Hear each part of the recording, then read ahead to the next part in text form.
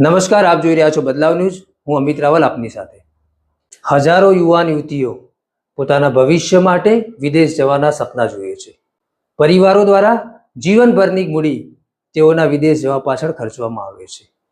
કેટલાક એજન્ટો દ્વારા સહી સલામત રીતે કાર્યને પૂરું પણ કરવામાં આવે છે, પરંતુ કેટલાક ઠગો દ્વારા તેઓ સાથે ઠગાઈ આચરવામાં આવે છે અને જીવનભરની લાખો રૂપિયાની મૂડી ડૂબી જાય છે। સાથે આવે છે નિરાશા।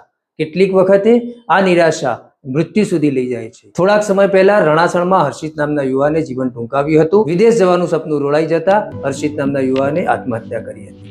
આવા કેટલાય પરિવારો વિખેરાઈ જાય છે, પરંતુ આવા ઠગો ખુલ્લેઆમ બજારમાં ફરી રહ્યા છે। તાજેતરમાં વિજાપુરમાં લંડન જવા માટે એક દંપતી દ્વારા એક એજન્ટની મુલાકાત થઈ હતી।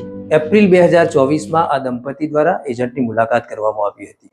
શિવપ્રસાદ પટેલ નામના ફુદેડાના એજન્ટની મુલાકાત બાદ એક ઉત્સવ પટેલ નામના અન્ય એજન્ટ સાથે મુલાકાત કરવામાં આવી હતી। ત્યારબાદ પટેલપુરા ગામના રોનક પટેલ નામના એજન્ટને મુલાકાત કરાવવામાં આવી હતી અને સમગ્ર મામલાની હકીકત એવી છે કે દંપતી દ્વારા તમામ ડોક્યુમેન્ટ્સ તેઓને આપવા, જે ફરિયાદી છે મિરલ પટેલ, તેઓની સાથે વાત કરવામાં આવી। આવો સાંભળીએ તેઓએ શું કહ્યું। મારું નામ મિરલ પટેલ છે। યુકેના વિઝા કરવા માટે મેં 20 લાખ રૂપિયા આપ્યા છે, જેમાં શિવપ્રસાદ, ઉત્સવ અને રોનક એ ત્રણને મેં પૈસા આપ્યા હતા, કે જેમને મને બધા ફ્રોડ ડોક્યુમેન્ટ આપ્યા છે, જે મને એમ્બેસીમાં ગયા પછી ખબર પડી કે આ બધું ફ્રોડ છે, અને તે પછી મેં પોલીસ સ્ટેશનમાં ફરિયાદ કરી।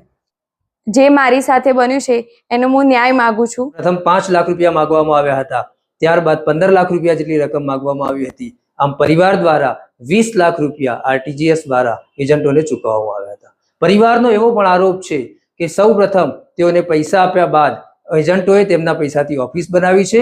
પૈસા આપ્યા બાદ તે જ પૈસાથી નવી કાર વગેરે લાવ્યા છે, પરંતુ તેઓની ફાઇલ પર કોઈ કામ કર્યું નથી।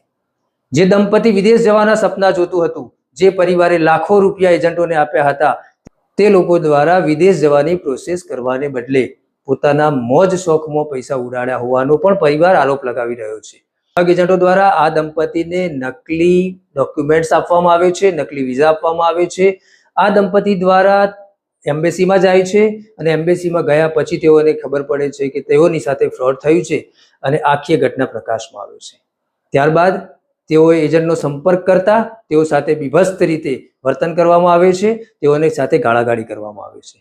આ સમગ્ર મામલો પોલીસ સ્ટેશન સુધી પહોંચ્યો છે। વિજાપુર પોલીસ સ્ટેશને FIR નોંધવામાં આવી છે અને રોનક પટેલ નામના આરોપીને ઝડપી પાડવામાં આવ્યો છે। અન્ય 2 આરોપીઓ હજુ પણ ઝડપાયા નથી। તેઓએ આગોતરા જામીન માટે અરજી પણ કરવામાં આવી હતી અને નામદાર કોર્ટ દ્વારા આગોતરા જામીન ફગાવવામાં આવ્યા છે।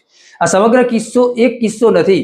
ગુજરાતમાં ઠેર ઠેર આવા ઉગી નીકળેલા લોકો જે પરિવારનો વિનાશ કરે છે। કાયદો, કાયદાની મર્યાદાઓ જોતા તેઓ તેમાંથી બાંધછોડ કરી શકે, પણ આ પરિવારની વેરવિખેર કરનારા એજન્ટો એ આત્મહત્યા નથી કરાવતા, તે હત્યા કરાવી રહ્યા છે। જવા પાછળ જે લોકો પણ પોતાની જીવનની મહામૂડી આપી રહ્યા છે, તેઓને પણ વિનંતી છે કે તેઓએ એજન્ટોની ખરાઈ કરવી જોઈએ।